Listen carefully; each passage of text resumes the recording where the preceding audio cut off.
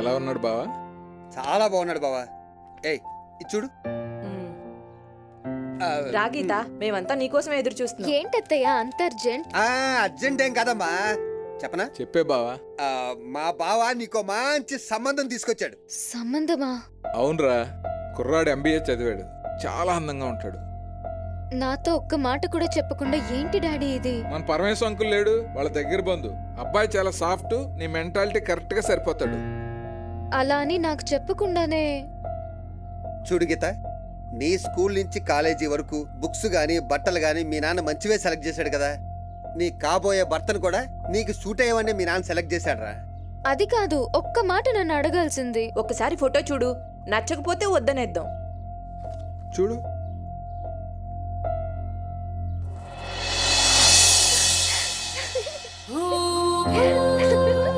I love you, Daddy. I love you. మీరందరూ కావాలనే నన్ను ఆట పట్టించారు కదా. ఫోటోలో ఉంది కార్తీక్ అని ఎందుకు చెప్పలేదు? అతను నీకు నచ్చిన వాడో కాదో మాకు ఎలా తెలుస్తుందిరా? Sorry daddy. నువ్వు సారీ చెప్పడం ఏంటమ్మా? సరే గీత, నీ పెళ్ళయ్యేంత వరకు మా ఊరి ప్రయాణం వాయిదా వేసేస్తున్నాం. ఏమంటారండి? అయ్య బాబోయ్, ఈ మాటకి ఎదురు చెప్పే ధైర్యం నాకుందా? కానీ మనం వెళ్ళవలసిన ప్లేస్ ఒకటి ఉంది. కార్తీక్ ఇంటికి.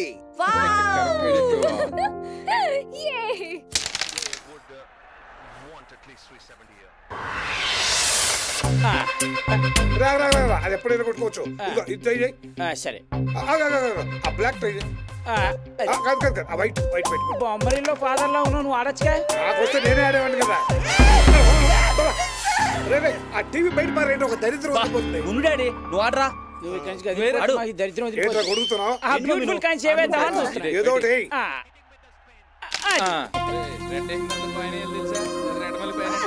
రండి రండి అన్నయ్య గారు.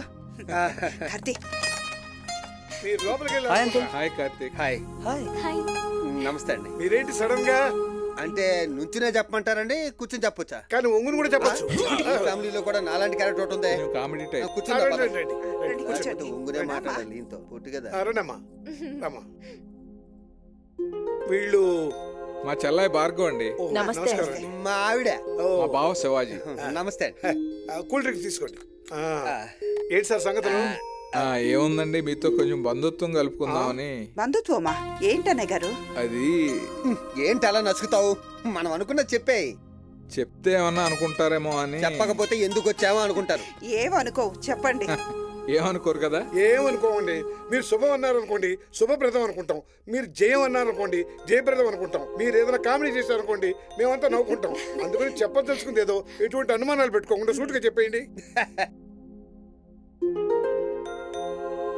అన్నయ్య, అటు నుంచి మంచి రెస్పాన్స్ వచ్చింది, మీరు అడిగేయండి. కొంపతీసి గీతకి మా అన్నయ్యనిచ్చి పెళ్లి చేయమని అడగరు కదా? సునీత, పెద్దోళ్ళు మాట్లాడుతున్నప్పుడు పెద్ద ఆరిందానిలాగా మధ్యలో దూరి మాట్లాడుతున్నా. తిట్టకండమ్మా, మధ్యలో దూరి మాట్లాడినా కూడా మా మనసులో ఉన్నదే మాట్లాడింది. మిమ్మల్ని ఒక్క మాట అయినా అడగకుండా మీ మనసులో ఏముందో తెలుసుకోకుండా ఇలా డైరెక్ట్ గా ఇంటికి రావటం కరెక్ట్ కాదేమో అని. అదేం లేదు అన్నయ్య గారు, ఎన్నాళ్ళ నుంచో మేము మీతో ఎలా చెప్పాలి, ఎలా మాట్లాడాలి అని అనుకుంటున్నాం. ఈ లోపు మీరే ముందు మాట్లాడి మా శ్రమ తగ్గించారు. అంటే మా గీతను మీకు కార్తీక్ చేసుకోవటం మీకు ఇష్టమేగా? ఇష్టమని అడుగుతారేంటి అన్నయ్య గారు? కార్తీక్ మీ అమ్మాయి గురించి మాట్లాడగానే తనే మా ఇంటి కోడలని ఫిక్స్ అయిపోయాం కదండి. వీడైతే ఈ క్షణం ఎప్పుడు వస్తుందా అని అనుక్షణం ఎదురు చూస్తున్నానండి. ఏవండి, టెన్షన్ లో గొంతెండిపోయింది. మీరు పర్మిషన్ ఇస్తే క్షణంలో తాగండి.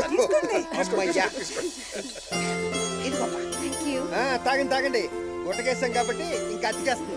ఇదిగో త్వరగా ముహూర్తాలు పెట్టేసుకుంటే పని అయిపోతుంది. మంచి రోజు చూసి ముహూర్తం పెట్టేద్దాం.